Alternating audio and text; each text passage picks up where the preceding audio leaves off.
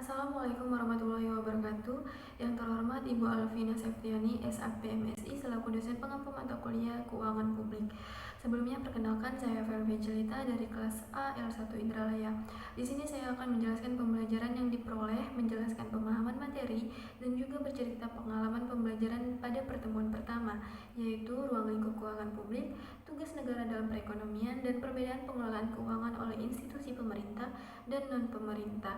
Keuangan kata dasarnya adalah uang yang memiliki nilai tertinggi yang bisa mewakili sumber daya alam dan sumber daya manusia yang ada di sekeliling kita. Keuangan juga adalah bagaimana kita melakukan sesuatu yang memiliki nilai, menyangkut hak dan kewajiban.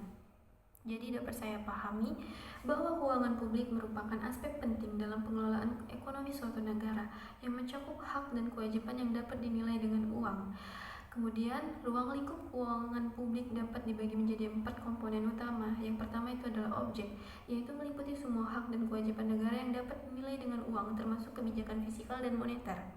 Yang kedua adalah subjek, yaitu terdiri dari seluruh entitas yang memiliki atau menguasai objek seperti pemerintah pusat, yaitu presiden, dan daerah, yaitu gubernur, bupati, wali kota, serta badan pemerintah lainnya.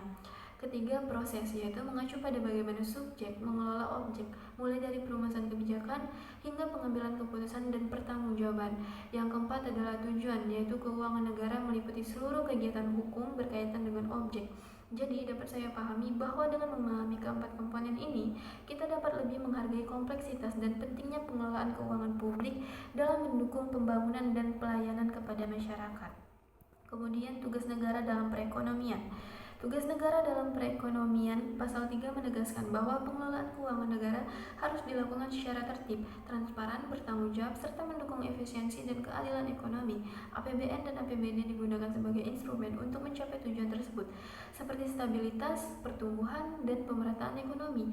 Jadi dapat saya pahami bahwa peran negara dalam perekonomian bukan hanya sebagai regulator, tetapi juga sebagai penggerak utama dalam menciptakan kondisi yang mendukung pertumbuhan dan kesejahteraan rakyat secara keseluruhan. Kemudian perbedaan pengelolaan keuangan oleh institusi pemerintah dan non-pemerintah. Institusi pemerintah seperti kementerian dan lembaga bertanggung jawab untuk menggunakan anggaran publik sesuai dengan mandat yang telah ditetapkan dalam pasal 9 dan 10. Pengelolaan ini haruskan untuk mematuhi prinsip transparansi dan akuntabilitas, di mana setiap penggunaan anggaran harus dilaporkan secara terbuka kepada publik. Hal ini bertujuan untuk memastikan bahwa dana publik digunakan secara efisien dan efektif demi kepentingan masyarakat. Di sisi lain, pengelolaan keuangan oleh institusi non-pemerintah seperti badan atau perusahaan yang mendapatkan fasilitas pemerintah dijelaskan dalam pasal 24 dan pasal 25 yang menekankan perlunya pengawasan dari pemerintah untuk memastikan akuntabilitas dan transparansi. Meskipun institusi non-pemerintah tidak terikat pada regulasi yang sama ketatnya seperti pemerintah, mereka tetap harus melaporkan penggunaan dana dan hasil kegiatan kepada pemberi dana serta masyarakat. Jadi dapat saya pahami bahwa pengelolaan keuangan negara yang baik sangat bergantung pada komitmen semua pihak, baik pemerintah maupun institusi non-pemerintah, untuk menjalankan tugas mereka dengan transparansi dan akuntabilitas demi kepentingan masyarakat secara keseluruhan. Setelah mempelajari materi ini, saya menyadari betapa luasnya ruang lingkup keuangan publik. Saya belajar bahwa pengelolaan keuangan negara tidak hanya sekedar menghitung uang, tapi juga melibatkan banyak variabel seperti kebijakan politik dan sosial. Contoh nyata bagaimana objek, subjek, proses, tujuan ini berinteraksi dalam realita.